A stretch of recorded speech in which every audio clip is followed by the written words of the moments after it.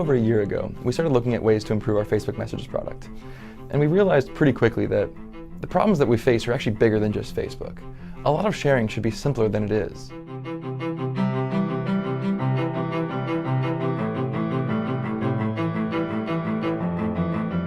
When I want to reach out to my cousin Danny, I have to use text message because he just graduated high school and that's all he really uses. My grandmother, she only uses email. I can't send her a Facebook message and expect her to get back to me. I'm keeping this lookup table in my head of how to reach out to each person. Why isn't this easier? Why don't all these technologies work together? All you should need to send someone a message is the person and the message, and that's it.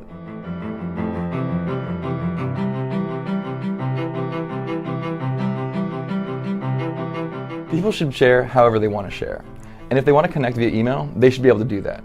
So we're giving every user of Facebook the option of getting an @facebook.com email address.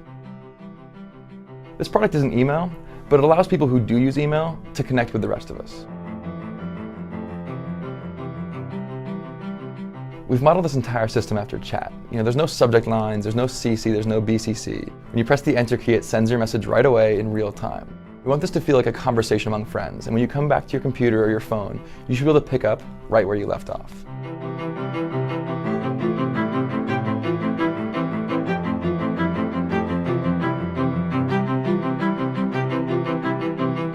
It's always seemed like a problem to me that when I look at my email, occasionally I see a message from my mother sandwiched between a bank statement and a bill.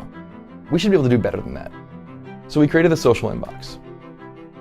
When you log into Facebook and look at your messages, all you're going to see by default are messages from your friends and their friends, and that's it.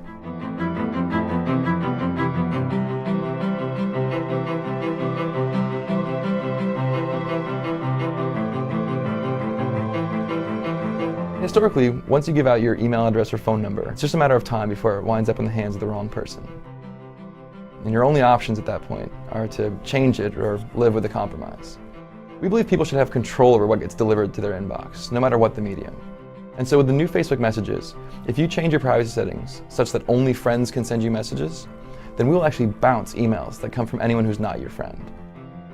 By default, the inbox only shows messages from your friends and their friends.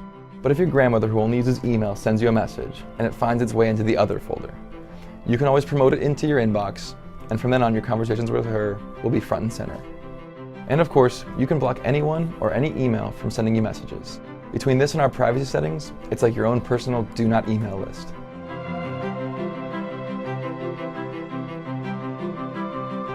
The most important part of messages is context. Email is organized by subject lines. But when we looked at the subject lines for Facebook messages, the top 3 were no subject, hi, and yo. It's not a great way to organize conversations. We decided to organize conversations around people, not subject. It also made sense to bring together all the different conversations you've ever had with one person into a single thread. Whether those happen in chat or SMS or email, those all now live in one place. If you want to reach out to your friend via text and they want to respond via email, that's possible. If you want to use chat while they're using Facebook messages, that'll work too. And all those different communications will all live in one conversation. Imagine you had the entire history of your conversations with your boyfriend or your girlfriend. Everything from, hey, you want to get coffee later, all the way to, you've got to pick up the kids tonight at soccer practice. My grandmother had that. It was a box of letters written by my grandfather from when they were dating. That kind of thing is increasingly rare, and I'm left to ask, where is my box of letters? It's locked up on a phone, it's locked up in email, it's not in one place, until now.